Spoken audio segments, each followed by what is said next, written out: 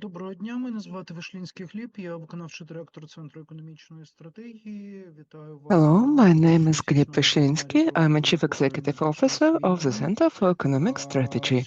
Цього Welcome to місяця our ми monthly webinar about Ukrainian economy критичних during the war. для бізнесу тем і This month, unfortunately, економічного розвитку we за have quite a результатами few цього, topics critical for серед businesses цих and критичних for тем economic важливий development блок, of our очевидно, country. матиме великий вплив на And економіку. out of those critical topics, Серпень we це have picked the місяць one which obviously will have a вдалий huge врожай, impact але on the цього economy. року Usually, August in власне Ukraine врожай is поєднується a з month of very великою proactive виробничою перевагою. collection of Цей процес ми з вами agricultural yield. зважаючи на те, But що this month it's вражаючі combined оцінки with big банків. concerns Сьогодні about our ми capacity будемо to обговорювати export саме цю this тему. produce, Наша назва «Море в облозі» як especially український given that the експорт, actual yield is pretty high. And today we will discuss this topic.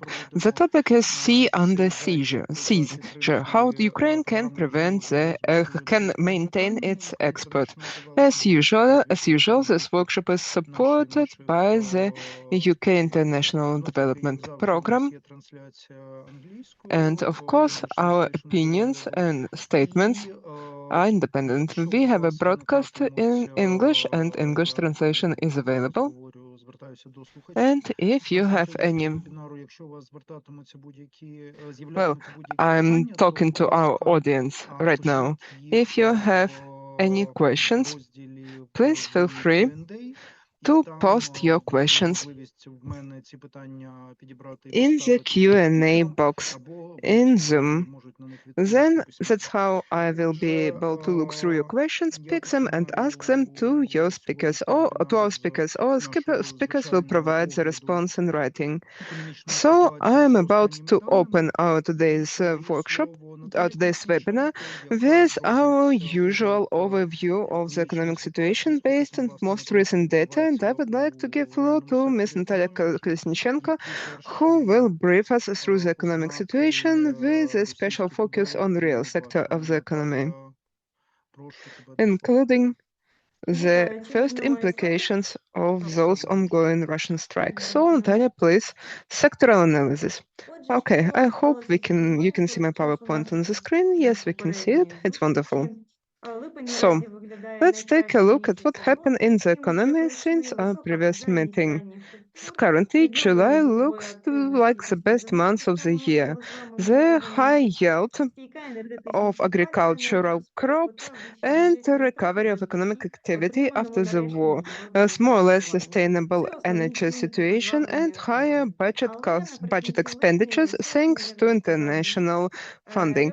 These were the key factors before increasing economy. However, Russia recently initiated attacks against industry, transportation, railway, and warehouses, resulting in suspended operations of our ports. So, of course, the business activity is greatly affected and will likely be lower than usual till the end of the year. In terms of energy, the situation in July has been very good. We actually managed with the summer heat much better than some of our neighbors, including some southern European countries.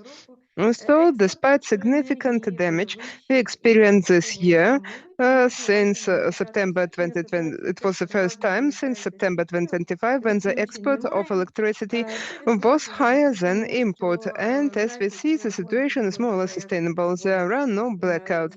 This is a result of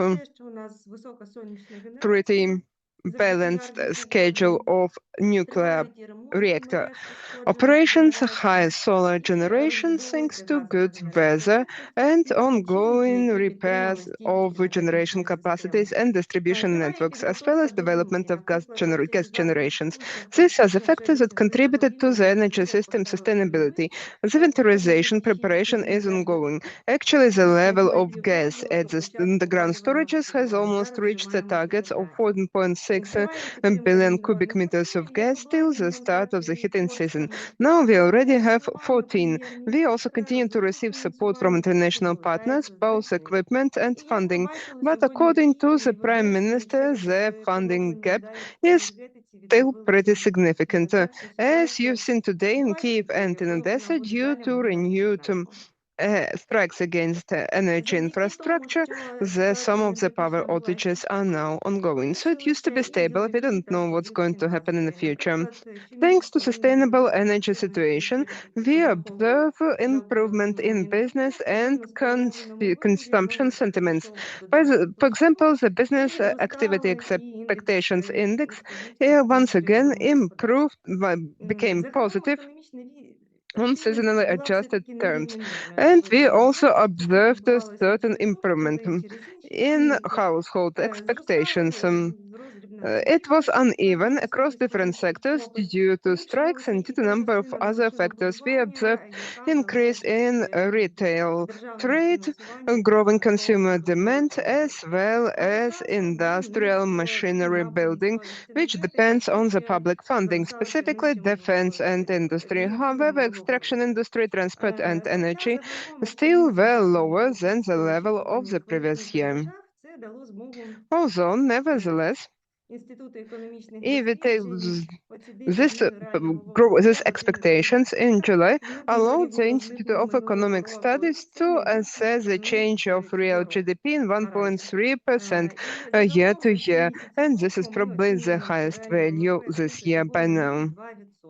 So, in general, over the first 7 months of the year, we expect the real GDP growth to be positive, so reaching the governmental forecast of 1.6, or at least lower percent of 1% by non-governmental organizations, is still at risk. We have very good situation with winter crops and harvest this year. Good weather and adequate moisture levels have boosted yields. We observe increase of yields up to 12% year to year for rapeseed yields and 17 year to year for wheat cereal yield. Almost 31 million of cereals have been already harvested, which reflects a 24% increase year to year. Given this good yield level, the USDA has increased its forecast for the Ukrainian wheat and corn harvest for the 2026-2027. But, however, due to the halt in exports, due to the Greater Odessa port, through the Greater Odessa ports since July 23, and blockade of agrarian exports, the USDA responded to these risks and once again reduced the forecast for Ukrainian products. For now, this reduction is not that significant, so maybe they expect either some kind of reorientation or gradual recovery of port operations. We will talk about the situation in ports a bit later as part of our special topic. So, this situation affects not just agrarians, but also metallurgical. In July, metallurgical production dropped by 36% month over month, due to a halt in seaports and the EU still export quotas and CBAM regulations we discussed during our previous sessions. So, metallurgical export quota and CBAM carbon regulations. So this negative impact does exist indeed, and it's proven not just through reduced volumes of production, but by the fact that quotas for certain products are already are almost used, and for other products, quotas are 60 to 90% used. It's a very unfair situation, resulting in significant losses in metallurgy.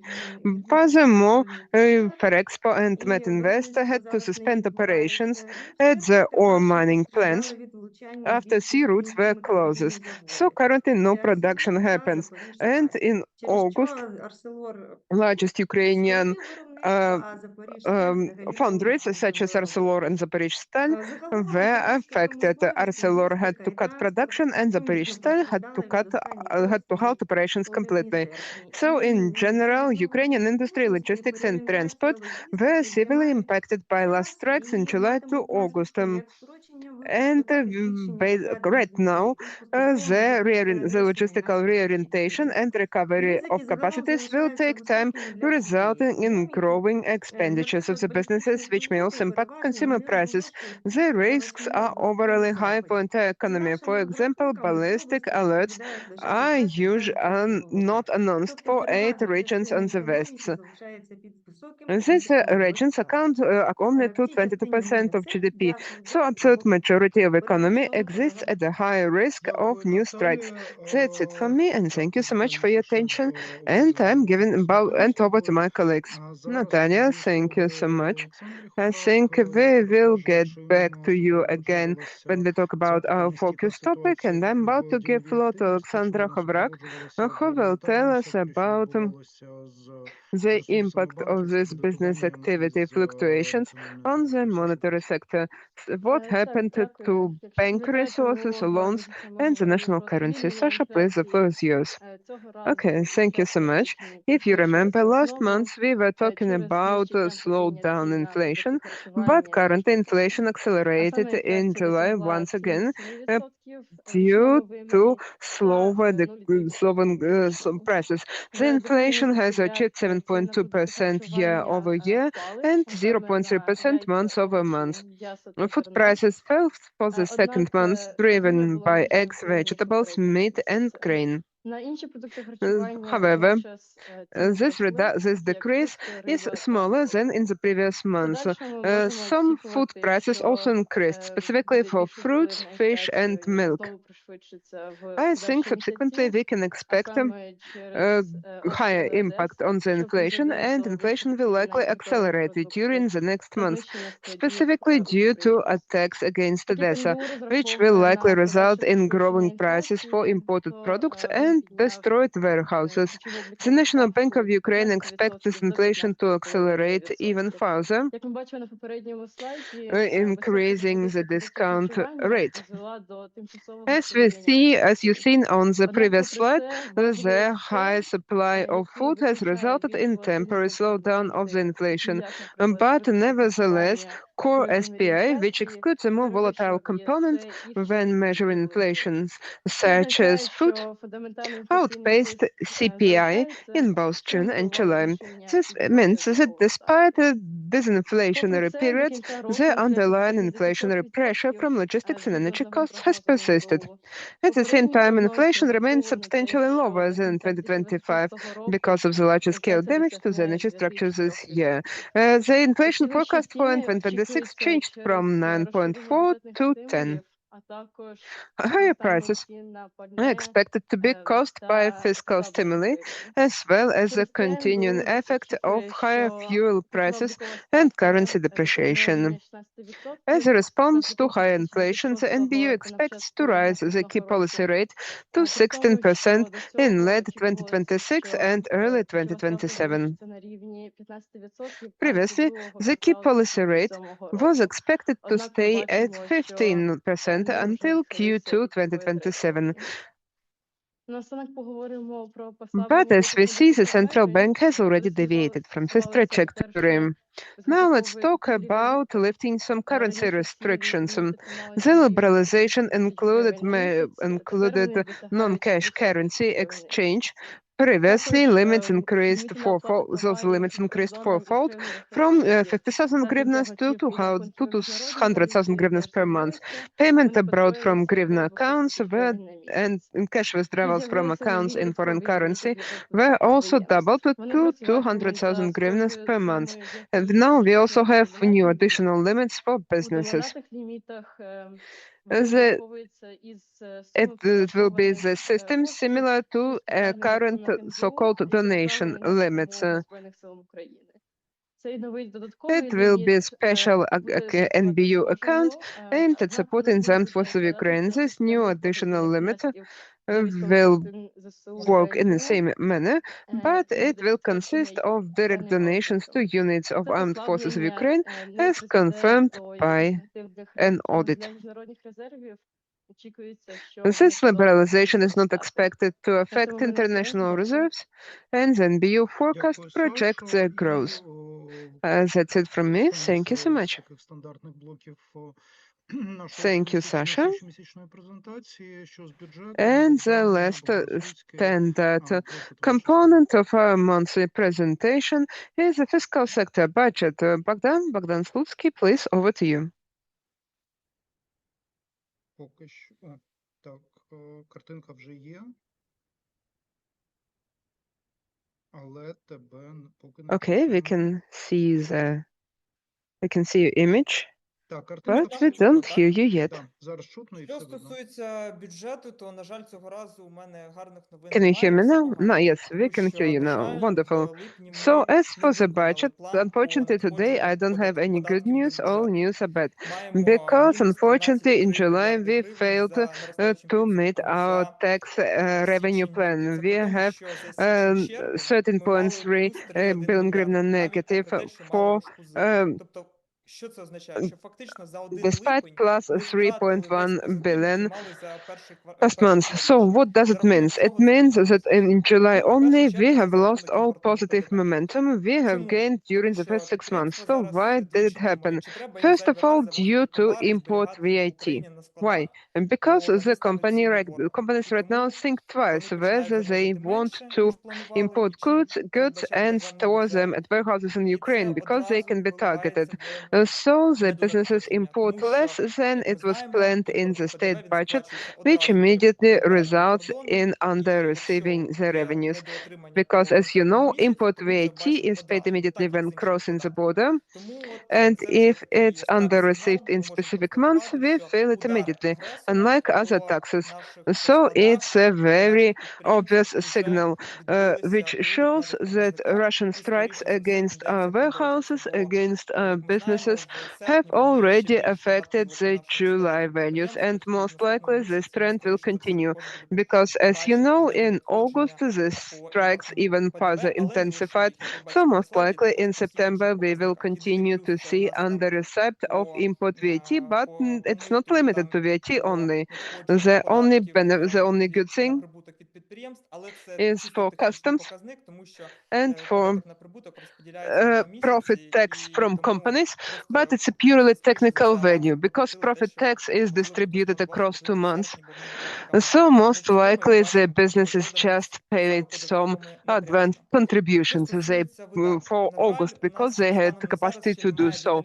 So as you see, we have a real issue with tax revenues here. As for expenditures, unfortunately, we don't yet have detailed July values for now, so we can operate only with the data for the first half year. But this data clearly illustrate, as you see on the slide, that expenditure part is also not fulfilled. The only thing is that is the service of state debt, internal and external, while the rest, including defense, wasn't properly fulfilled. And it's not because we're doing good, but because we under-received the funding, especially from our international partners, European Union. The defense part of 60 billion distributed between 2 years. We started to receive it only recently, so we could spend it only in July and August, and it will be reflected in the values for next month as soon as we receive this data. But even the fact that we have started to receive this support late, but at least started, doesn't really help us because we depend not just on the defense part, but also on other programs such as Ukraine facility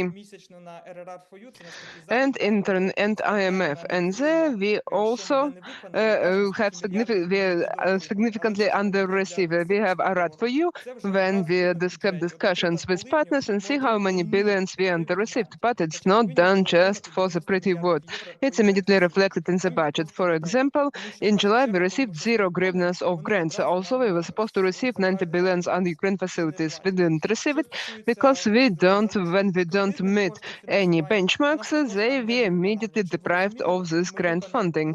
As for loan funding, план абсолютно we also see залученню underperformance кредитних there. коштів і маємо от станом на We underperformed січень, on липень our виконання plan, лише менше and 60%. as of today, Тобто це значно впливає на we те, як have Мінфіну only можуть less than we have планувати performed видатки. Ми less than бачимо, 60%, вони просто не which has виконуються, бо гроші significant нема звідки impact брати, бо on все ж навіть planning країна of these прив'язана до expenditures реформ, by the які government. не As you робляться. see, it simply doesn't І work в this чому way основна because загроза? they are mostly Тому linked to що reforms, в and these березні reforms треба just переглядати don't бюджет. happen. Це And очевидно, what тому is the key що, threat як ми знаємо, here? його переглядали In в червні, September, we але will не have to заклали revisit the достатньо budget. коштів на ту It's реформу, pretty яку obvious запропонувала because, Дмитрієва as you попередній know, уряд, для it того, was щоб last revisited підвищити in вже June, нарешті but there were no enough funding for reform зарплати offered by the військовослужбовців Ministry of технічного Defense and війська. supported Його by підняли, governments але, на жаль, to кошти finally вже не заклали. increase the І навіть wages нас не for рятує те, що ми military service отримуємо members. у It цю was оборонну increased, but допомогу від unfortunately no Європейського funding Союзу, was грошима навіть, allocated. спецфонди. And we Тому що not вони нам even не saved дають їх by the fact витрачати that we на receive this забезпечення defense support військових from потреб European грошима. Union,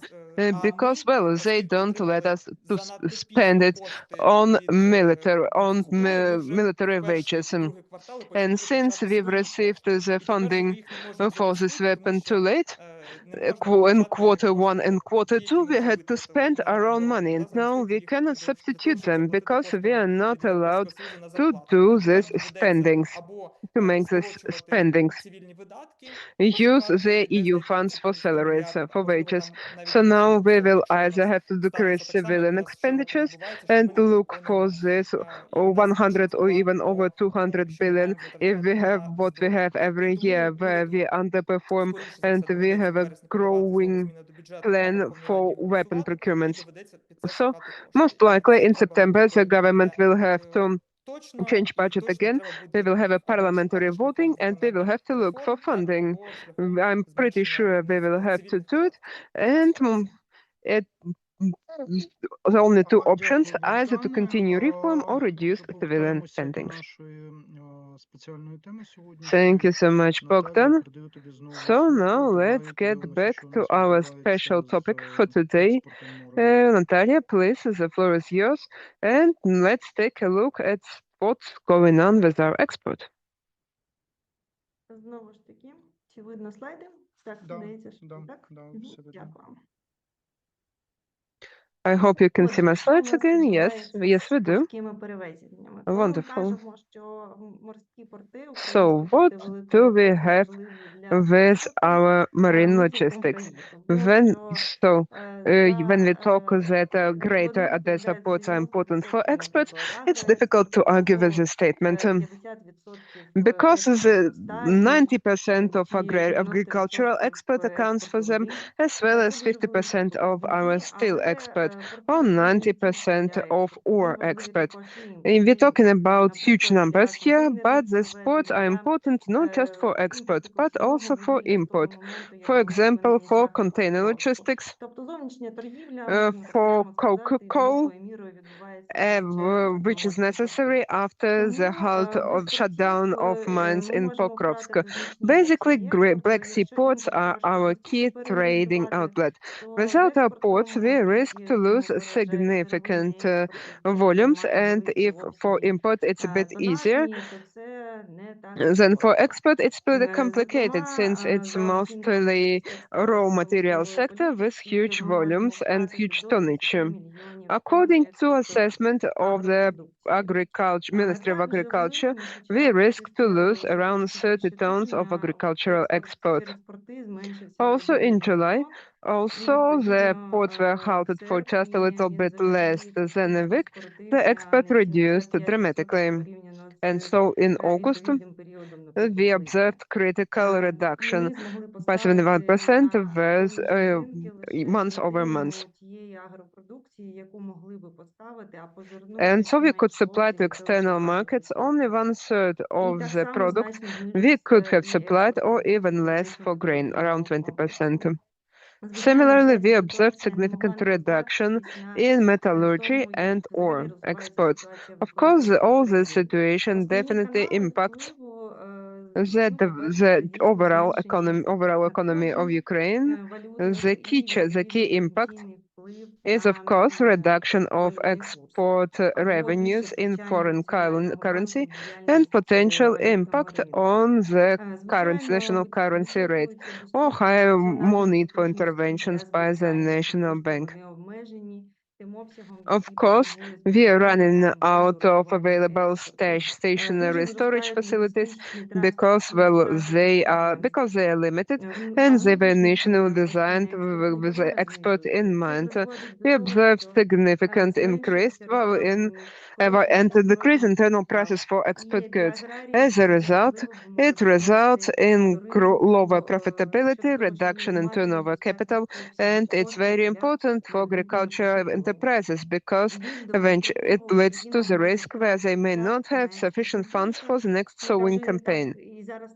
In the long term, Ukraine may lose its export market share, which is not that large right now, as it used to be, let's say, in 2021, while temporary stop of production may eventually become permanent.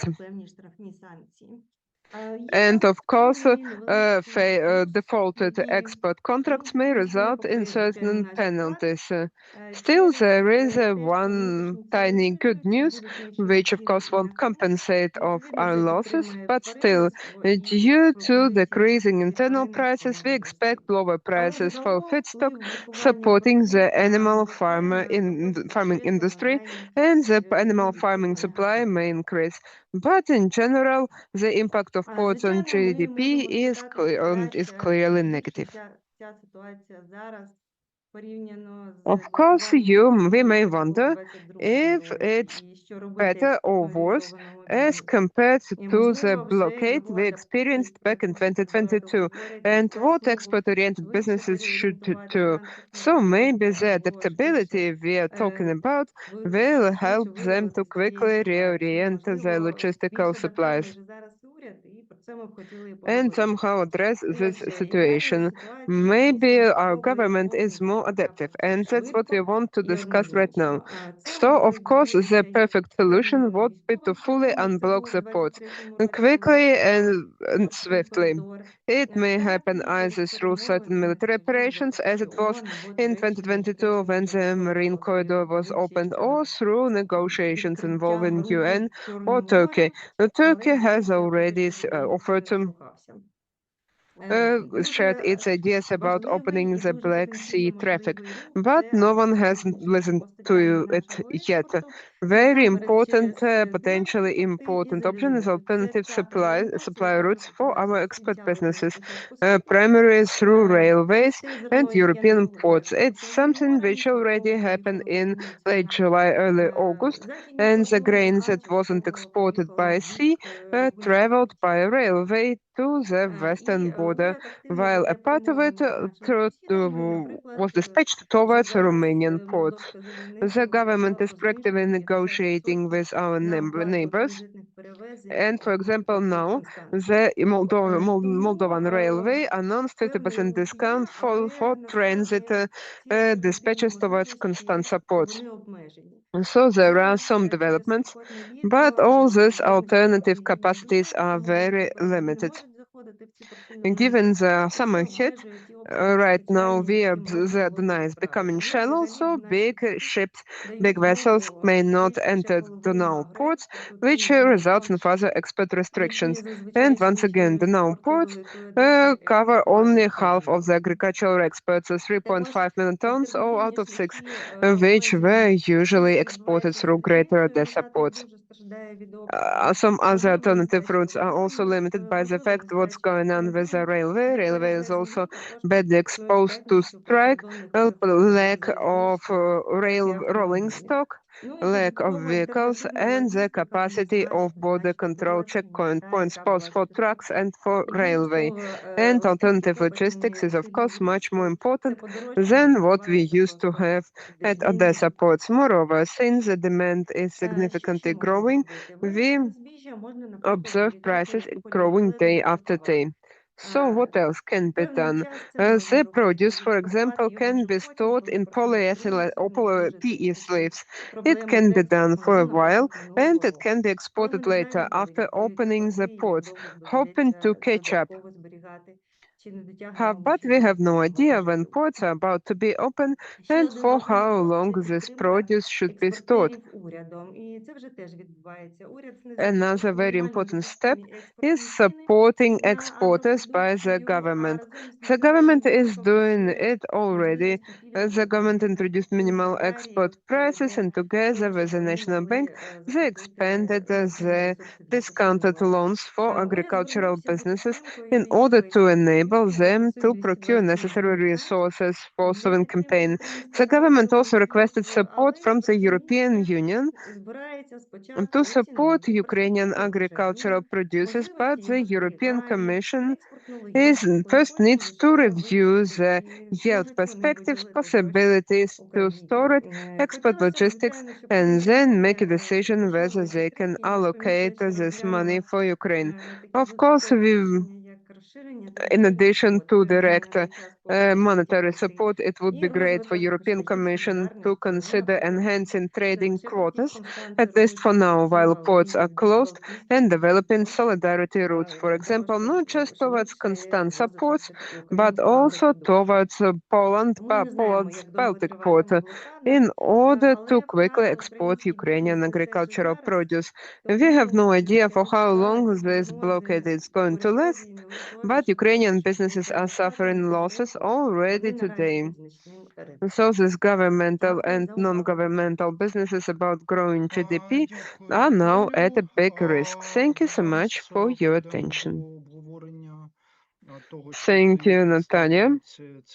So now we're about to proceed with discussion of what you just introduced, all these facts. And I'm pretty sure we will also have something less from other participants to our discussion. So today we will focus specifically on agrarian export because we have more players here, higher volume.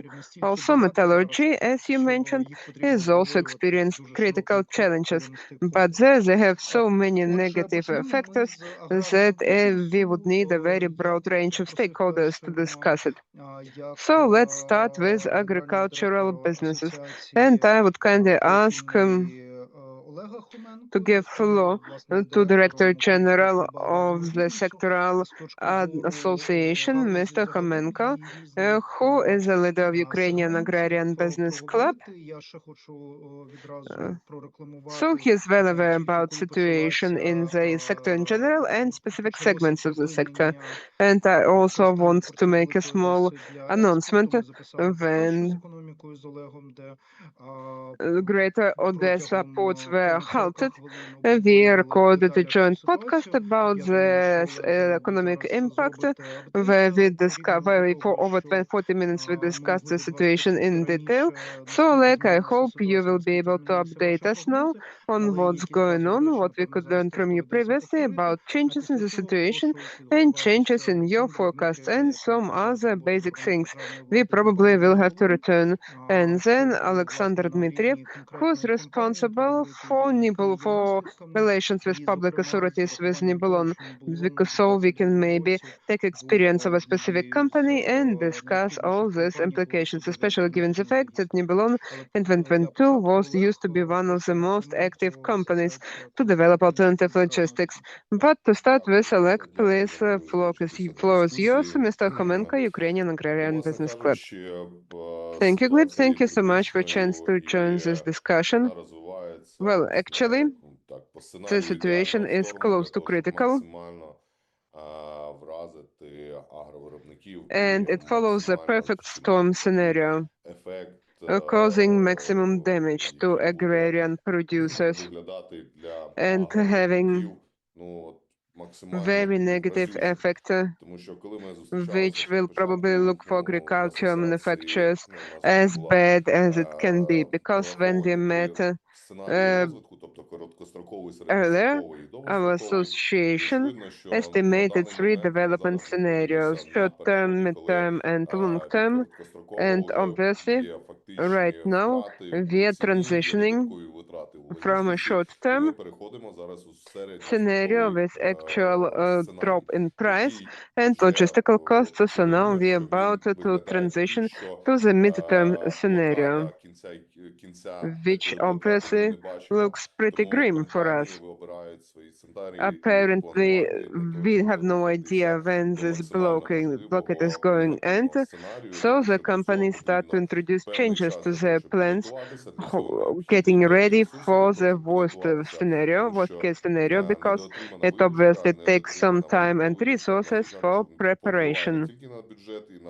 As under-received revenues, especially revenues denominated in foreign currency, will have impact not just on the budget and GDP, but also on financial position of the companies, because in addition to salary, in addition inventories and rent, many companies also have their own loan portfolios that will have to be prolonged or restructured.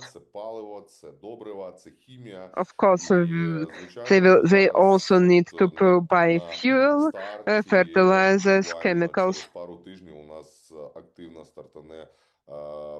So, just in a few weeks, we are about to witness the start of the autumn sowing campaign, which will require huge investments. And currently, all producers, understanding the situation, are try to optimize their costs, including by reducing the fertilizer costs, and where possible, introducing changes in the technology in order to achieve certain economy and go through this critical period till January, and stay resilient and continue to work. So eventually, some companies already reduce the sowing areas because it's quite risky, even given our climate conditions, because we can expect a big hit, less moisture. So it's one of the risks. Then growing costs for sowing campaign in general, and the need to operate with limited liquidity and limited financial resources. So now everything happens as bad as it can be. And we have Valerii joining us today, and he can confirm that right now we don't see much overload of western border logistical routes, which suggests that businesses are now in a vigilant waiting mode, trying to estimate the cost of new supply chains and reflect it in the cost structure, maybe wait for better prices, because also the internal prices have reduced and logistical costs increased. The global prices right now cannot compensate this additional logistical costs we experience, because it's 55 to 60 euro per each ton of additional spendings to reach Constanța ports. So we have this kind of perfect storm right now, and the only question is to how to preserve the products harvested during this autumn campaign, such as corn. Yes, there is an amazing instrument, which is polypropylene sleeves. It proved to be very efficient. Farmers already know how to work with it. So hopefully it will help us to last for a certain period. There are also modular grain storages, which are in much demand, and we understand that we have many years of experience. And we know for sure that the corn may stay in fields, provided that we have normal climatic conditions, and given that the winter is likely going to be cold and dry enough. So we expect that the quality losses for corn will be minimal. After all, it's another option our producers seriously consider. So sometimes they just leave the corn in field for winter. So that's how it looks like. Western border checkpoints have degraded a little bit, I mean infrastructurally. So it will take a little bit more time to increase the capacity and overcome this bottleneck, which is a limiting factor. And so we definitely will need some kind of transitional period in order to set everything up and set things in motion. For Dunai, yes, absolutely correct.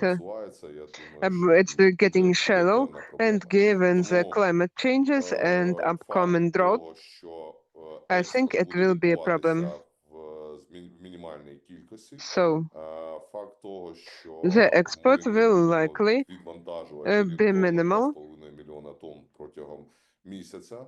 We also most likely won't be able to dispatch 2.5 tons in a month like we did several years ago, and this impact will also accumulate, resulting in a snowball effect, which will have permanent impact on the internal situation in agricultural sector.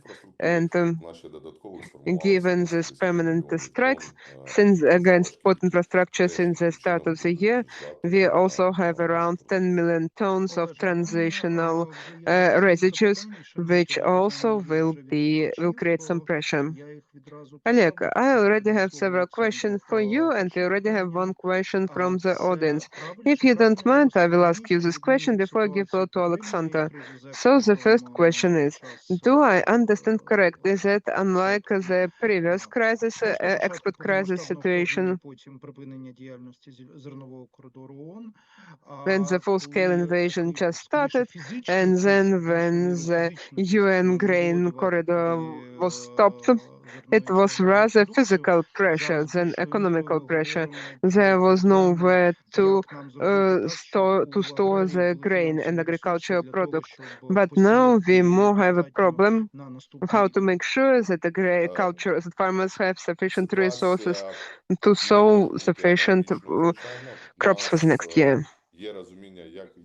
Well, of course, it's very different because we know what happened back then, but eventually we all remember when the full-scale invasion just started, and we remember what happened at the global market.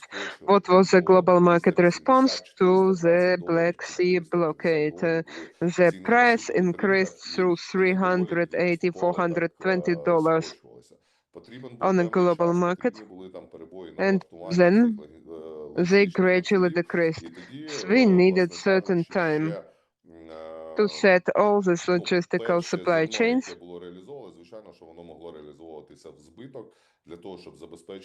And the first crops that were sold, were sold at a negative price with losses to ensure at least some kind of currency income, because February is a month where everyone was getting ready for sowing campaigns.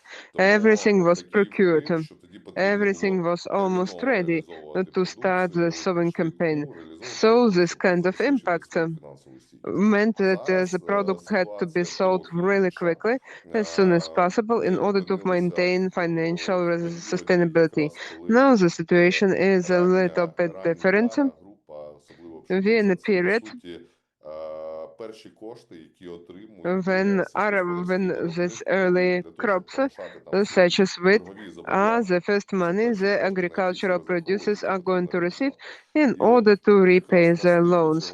So it's the first thing everyone expects, and it needs to be sold. So actually, when we were during the harvest period, when it happened, our export was blocked, And we had to engage more turnover capital in order to cover the loan commitments we have before banks. The government, understanding this existing situation, also took some actions to support 579 program, provide loan guarantees. The National Bank also jumped in because this period is indeed crucial in terms to ensure financial sustainability.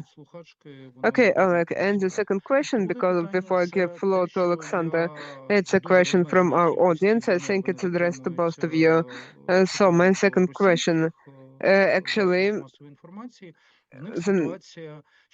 I occasionally had to read some reports in Russian mass media. And if we talk about Black Sea exports, they have almost identical situation. They also cannot accept the goods at Novorossiysk port. The ships trying to export their grains also come under strike. So I think the ports they export has the same problem. First of all, why we don't see such a clear price effect like in 2022? Or Russia has much more flexible export and it's easier for them to adjust.